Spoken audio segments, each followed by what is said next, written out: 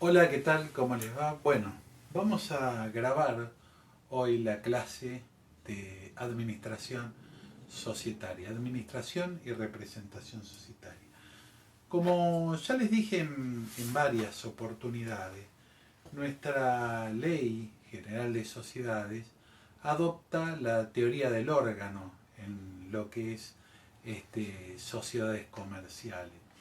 Y por lo tanto tenemos en organización societaria, tenemos un órgano que es de administración, un órgano que es de gobierno y un órgano de fiscalización. Eh, en términos generales, cuando nosotros eh, vemos administración, la primera quizás pregunta que nos podemos hacer, ¿qué es administrar? Y en definitiva, más allá de porque si vamos a ver un órgano de administración, tenemos que ver cuál es su función, que es administrar. Y administrar no es ni más ni menos que gestionar. ¿Y qué es gestionar?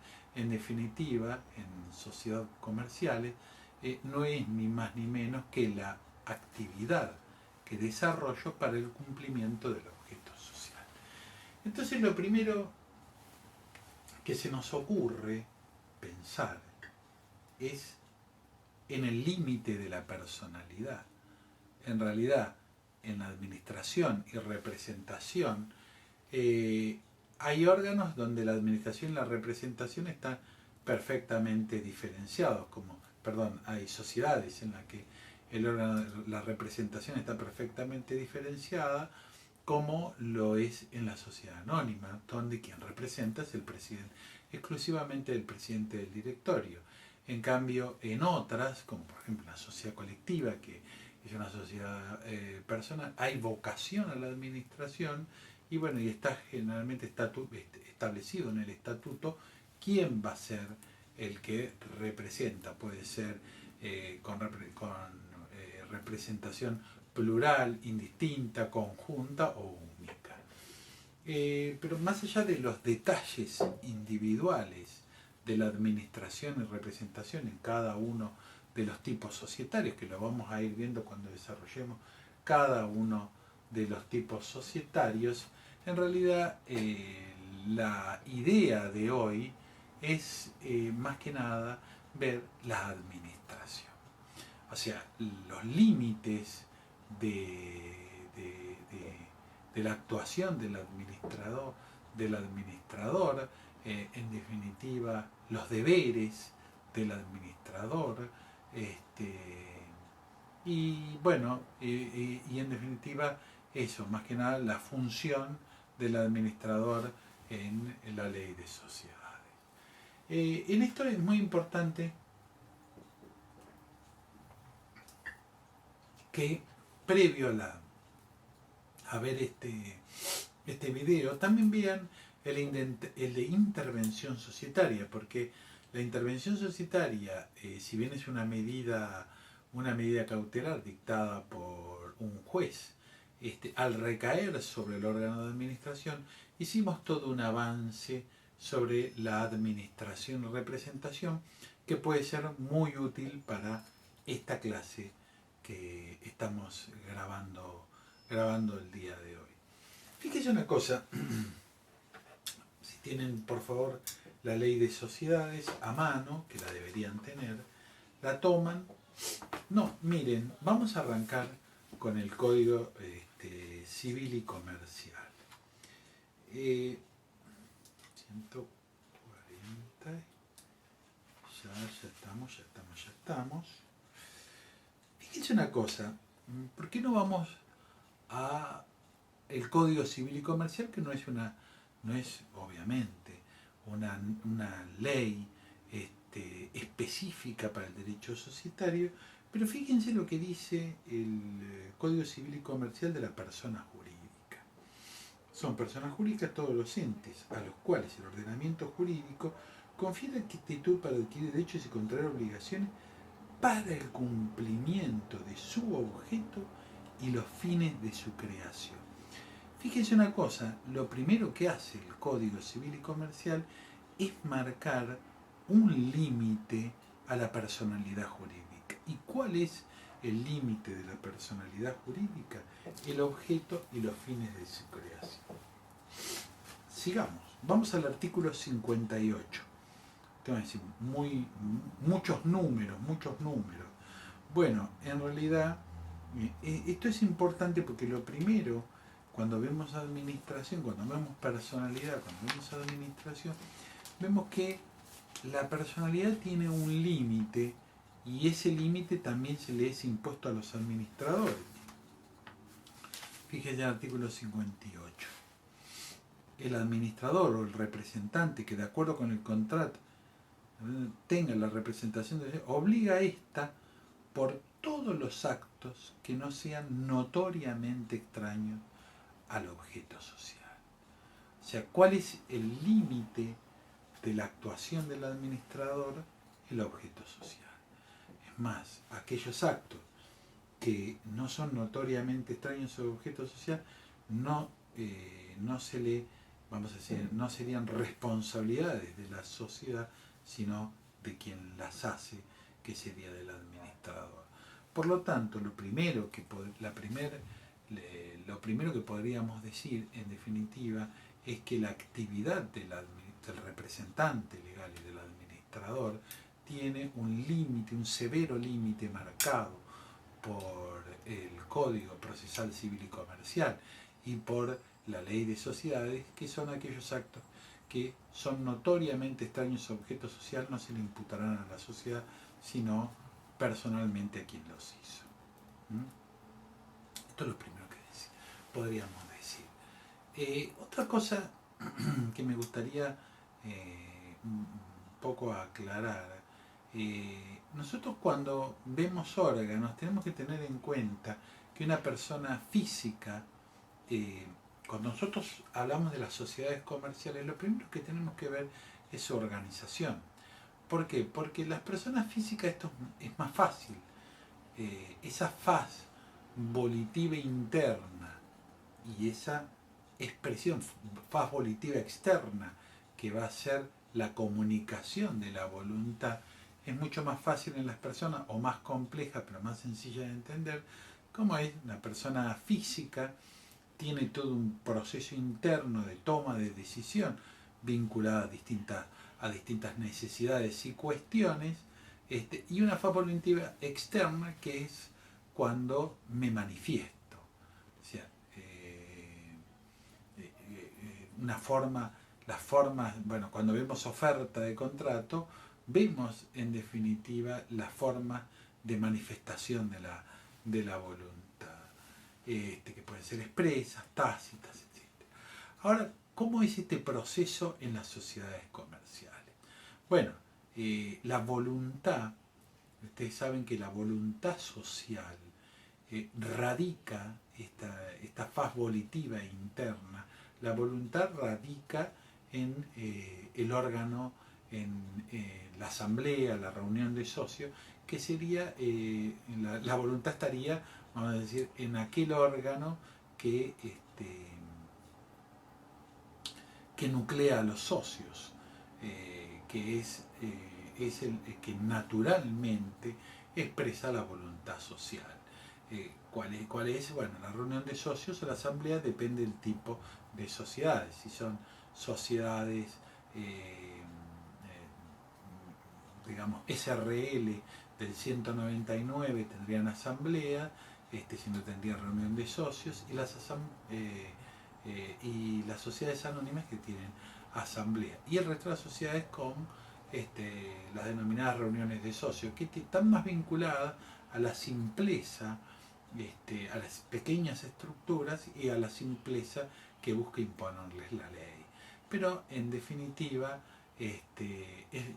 tiene la misma finalidad, formar la voluntad social. ¿Dónde se forma la voluntad social? En el órgano de gobierno. ¿Cuál es el órgano de gobierno? Donde radica la voluntad social. ¿Quién tiene la voluntad social? La suma de los socios. Ahora, ¿quién va a ejecutar? ¿Quién va a gestionar? ¿Quién va a administrar? Es un órgano con características ciertamente profesionales. no necesariamente tiene que ser profesional ni del derecho, ni de las ciencias económicas, ni de otras ciencias, ¿no? Pero en definitiva es un órgano, sí, yo le diría que es un órgano con características profesionales. ¿Por qué? Y porque en realidad si nosotros vemos el 59, que es la pauta de conducta del administrador, fíjense que nuestro pequeño código de buen gobierno corporativo, para mí la ley de sociedades es maravillosa. En pocas palabras, tiene el artículo 59 nos lleva a un código de gobierno corporativo que en definitiva, con las pocas palabras del artículo 59, para mí no es necesario más. Todo lo demás son ampliaciones e interpretaciones del artículo 59. Cuando vemos los grandes códigos de gobierno corporativo, que en otras épocas se ha hablado tanto, en realidad no son más que distintas manifestaciones y expresiones de nuestro artículo 59. Pero presentemos el artículo 59, que ya lo vimos muchas veces, pero lo vamos a leer, me gusta siempre volverlo a leer. Los administradores y los representantes de la sociedad deben obrar. ¿Cuál es el deber que tienen de obrar? Con la lealtad y con la diligencia del buen hombre de negocio. Los que falten a sus obligaciones son responsables, ilimitada y solidariamente, por los daños y perjuicios que resultaren de su acción u omisión. Qué interesante. A mí esta norma me parece fantástica, que se complementa obviamente con el 274 y el 157, especialmente con el 274. Ahora lo vamos a ver, pero fijémonos una cosa, en este genérico deber: lealtad y diligencia. Obviamente que no es lo mismo, no es lo mismo hablar de lealtad que hablar de diligencia. La omisión del deber de lealtad es la deslealtad. Y la deslealtad es una desviación del mandato. Y una desviación del mandato, en definitiva, es una actuación contraria al interés social y más favorable a los intereses personales o propios. O sea que es una desviación que generalmente es hecha con dolo, más aproximada al dolo que a la culpa. En cambio, la falta de diligencia puede ser una negligencia en la actuación, una falta justamente de diligencia, una falta de profesionalidad, que en realidad esta sí puede estar más aproximada a la culpa que al dolo. Otra cosa, acá es muy importante como parámetro, cuando hablamos de la conducta del administrador, es muy importante tener en consideración este parámetro o este eje que es el interés social. ¿Y qué es el interés social? Bueno, ya lo dijimos en otras oportunidades, que hay muchas definiciones. Hablamos una de Francesco Calgagno, que es todo aquello que se encuentra en el marco causal del contrato de sociedad, pero en definitiva está muy amplia. Y una que a mí me gusta es que en definitiva el interés social es toda actividad encaminada al cumplimiento del objeto social. Y por supuesto esta actividad encaminada al cumplimiento del objeto social tiene que ser hecha o tiene que ser desarrollada con lealtad y diligencia, que son los dos parámetros que marcan. Y fíjense que la falta de lealtad y la falta de diligencia la puedo cometer por acción o por omisión, no porque no hago, en realidad fui leal o no fui diligente, o fui diligente. En realidad, por acción o por omisión, puedo caer en la conducta de lealtad, deslealtad o falta de diligencia. Otra norma que viene a complementar este artículo 59, vamos a buscarlo, es...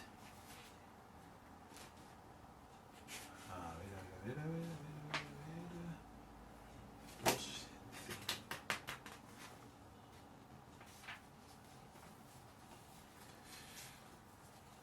ver. Bueno, 273, 274. 272 también podemos hablar. En realidad, esta habla del directorio, pero interés contrario. Cuando un director tuviera un interés contrario al de la sociedad, deberá hacerlo saber al directorio y a los síndicos y abstenerse en intervenir en una deliberación, so pena de incurrir en la responsabilidad del 59. Bueno, en realidad esta es una manera de evitar incurrir en deslealtad. O sea, si yo tengo un interés contrario, me abstengo de votar, entonces esta es una manera no solo leal, sino también diligente de actuar. 273. Actividades en competencia. El director no puede participar por cuenta propia o de terceros en actividades en competencia con la sociedad, salvo autorización expresa de la Asamblea, so pena de incluir en la responsabilidad del artículo 59. Primero, no puedo participar en este tipo de actividades en competencia de la sociedad, salvo que yo lo informe a la Asamblea y la Asamblea apruebe esta actividad, ¿no? Porque por ahí no la considera importante para la sociedad, bueno, no le interesa, en fin, no consideran los socios que no es contrario al interés social. Pero veamos el 274, recién leí el 272 y el 273. Les aconsejo que a medida que yo les voy leyendo, ustedes escuchen y lean su ley y lo marquen. Los directores responden ilimitada y solidariamente la sociedad, los accionistas y los terceros por el mal desempeño de su cargo, según criterio del artículo 59, así como la violación de la ley, el estatuto, el reglamento y por cualquier daño producido por dolo, abuso de facultades o culpa grave. Bueno, esto es un poco una aclaración del 59. Sin perjuicio de lo dispuesto en el párrafo anterior, este es muy importante, no lo vayan a pasar de largo. Sin perjuicio del párrafo anterior, la imputabilidad de responsabilidad se hará. ¿Cómo se imputa responsabilidad? Esto es especialmente cuando el órgano de administración es colegiado, no es lo mismo un órgano de administración de una sola persona que un órgano colegiado. La imputación de responsabilidad se hará atendiendo a la actuación individual cuando se hubieran asignado funciones en forma personal de acuerdo a lo establecido en el estatuto, el reglamento o la decisión asamblearia. Bueno, hay que ver cómo se asignó, primero hay que ver si es plural, hay que ver cómo se asignaron las funciones. La decisión de la asamblea y la designación de las personas que han de desempeñar las funciones deben ser inscritas en el Registro Público de Comercio como requisito para la aplicación del repuesto en este párrafo. Muy importante esto. Exención de responsabilidad. Queda exento de responsabilidad el director que participó en la deliberación o resolución o reconoció si deja constancia escrita de su protesta y diera noticia al síndico antes de que su responsabilidad se denuncie al directorio, síndico, asamblea o autoridad competente o se ejerza la acción judicial. Bueno, esto es muy importante. ¿Qué les está diciendo acá la ley? Bueno, primero la ley dice que la imputación de responsabilidad es personal, no es a todos igual. Bueno, excepción que el órgano sea colegiado y no se haya distribuido de la manera que indica la ley, atribuciones, cargos, responsabilidades, una actividad específica a cada director. A su vez, los directores tienen manera de eximir responsabilidad. Si yo no estoy de acuerdo con una decisión que va a tomar el órgano de administración, yo puedo oponerme, hacerlo saber a la asamblea, al síndico o simplemente oponerme, antes de que se ejerza una acción contra él. No, cuando ya ejerció la acción, no vale oponerse ahí. En el momento en que se toma la decisión, yo me opongo a esa decisión. Sin embargo, si los otros tenían la mayoría, bueno, no tenía manera de evitarlo, pero yo me opuse. Eso está diciendo la ley, es una manera de evitar la responsabilidad. No se olviden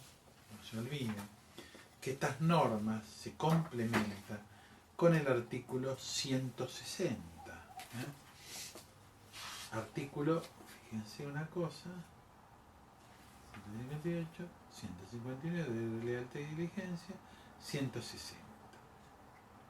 Responsabilidad de los administradores. Los administradores responden en forma ilimitada y solidaria frente a la persona jurídica, sus miembros y terceros por los daños causados por culpa en el ejercicio o ocasión de sus funciones por acción u omisión.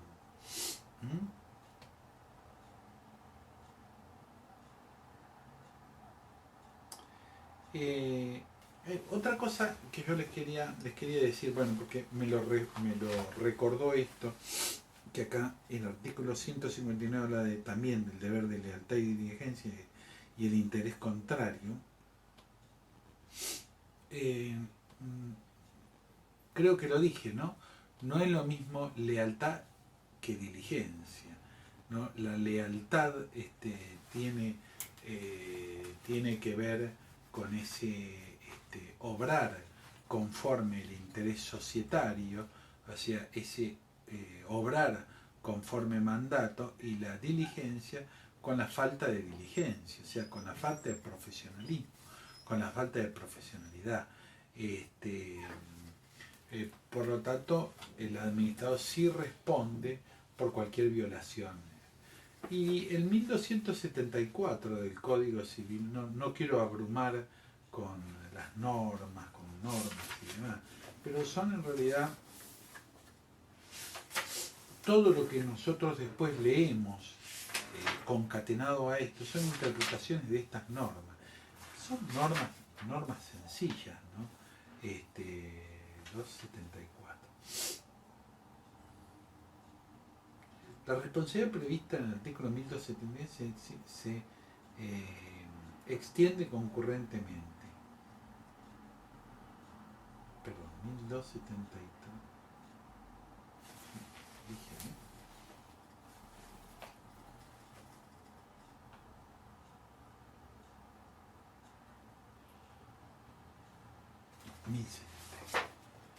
Parece que era.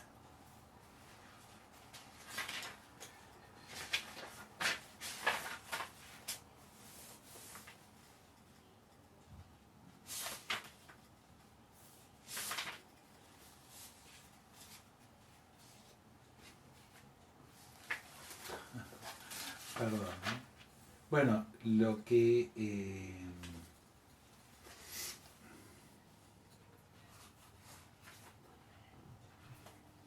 1002.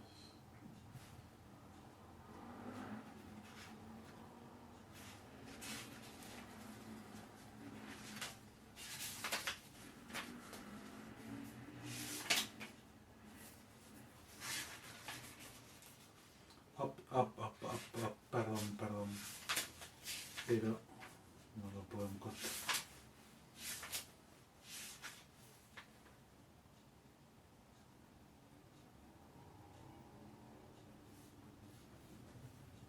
Bueno, no la puedo encontrar la norma. Lo que sí responde tanto por dolo como por culpa. En definitiva, no se olviden que la administración y la representación es la que en definitiva va a va a gestionar los negocios sociales y a su vez los va a llevar adelante. O sea, en las sociedades anónimas, que son las sociedades, por lo menos lo que la ley tiene previsto como las sociedades más grandes, tiene dividido. El presidente del directorio se encarga de la representación, o sea, transmitir la voluntad social a los terceros, y el directorio en gestionar. En definitiva, la faz volitiva interna sería de esta manera. La asamblea gesta la voluntad social, la administración gestiona y en definitiva transmite la mediante aquellos que tengan la representación, y transmite, gestiona, ejecuta y transmite esta voluntad social. A su vez, en definitiva, la actividad social, la actividad social en miras al cumplimiento del objeto social, va a ser desarrollada por los administradores. Por eso la importancia del administrador, la importancia que tiene en el cumplimiento de su deber. En definitiva, muchas son las cuestiones que el administrador debe tener en cuenta en el desarrollo de su gestión. Especialmente, mantener algunos parámetros que la ley establece, como por ejemplo mantener a la sociedad lo suficientemente capitalizada. La sociedad, lamentablemente, la ley de sociedad establece un límite, vamos a decir, una garantía hacia los terceros que muchas veces baja, que es la del capital social, una garantía que debe mantenerse intangible en el activo de la sociedad. Esto no significa que esté cash en caja, pero sí un mínimo de activo que debe haber, que cuando ese activo se reduce, la ley impone la disolución de la sociedad. En definitiva, es el administrador quien debería hacer este planteo a la asamblea para no llegar a la quiebra de la sociedad. Sin embargo, estos planteos nunca se hacen y las sociedades quiebran una tras otra en un país económicamente inestable como el nuestro. Esto es un parámetro de falta de diligencia, de falta de lealtad. Bueno, hay que analizarlo puntualmente en cada caso, pero en definitiva no debería haber una sociedad anónima sin activo si en definitiva contaba con el capital social. Algo debería haber quedado de esta sociedad, pero bueno, el tema es mucho más complejo, pero hay que tener en vista esto. Además, si el administrador fue el responsable de un mal manejo patrimonial, si quebrada la sociedad, por ejemplo, no encontramos libros, esta sí es una responsabilidad objetiva, o no encontramos los estados contables, es una responsabilidad objetiva del administrador el mantener los estados contables a resguardo, ¿no? Y eventualmente presentar a la sociedad en quiebra, si no la puede disolver, presentarla en propia quiebra y colocar a resguardo los libros y dejárselos al juez a cargo de la quiebra, o al síndico que designe el juez en la quiebra de la sociedad. Eso sería lo ideal, aunque lamentablemente en este país no sucede. Y es lo que marca en definitiva la ley: una obra leal, diligente, y de no pasar o de no guardarse esa lealtad y diligencia. La ley impone sanciones para el administrador, como es hacerlo responsable de los daños, al artículo 160, y si operó en insolvencia, y agravó la insolvencia, también es una falta de lealtad y diligencia si desvió los intereses a intereses patrimoniales personales, y no guardó el interés social. Bueno, esto por eso nos lleva un poco a hablar del interés social y el interés personal, que muchas veces están en pugna.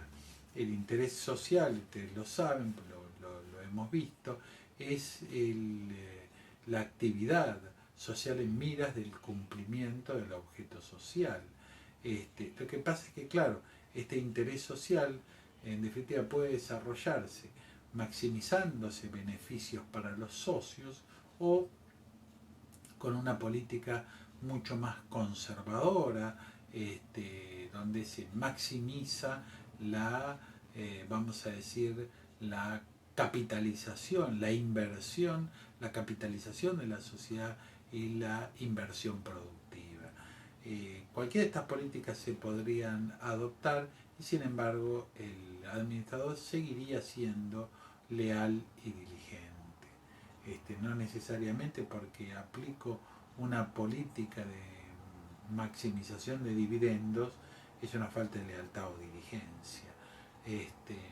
Especialmente no porque maximizo los dividendos hay una actitud contraria al interés social, de ninguna manera.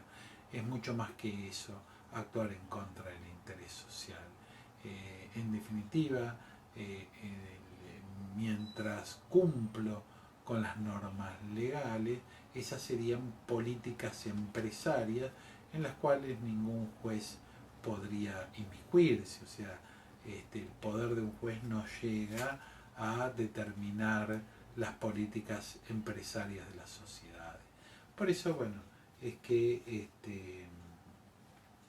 esta es un poco la presentación de este tema de administración que lo vamos a ir viendo en cada una de las sociedades comerciales. Bueno, espero que esta sencilla línea les haya servido para aclarar un poco el tema administración y representación de las sociedades comerciales. Gracias.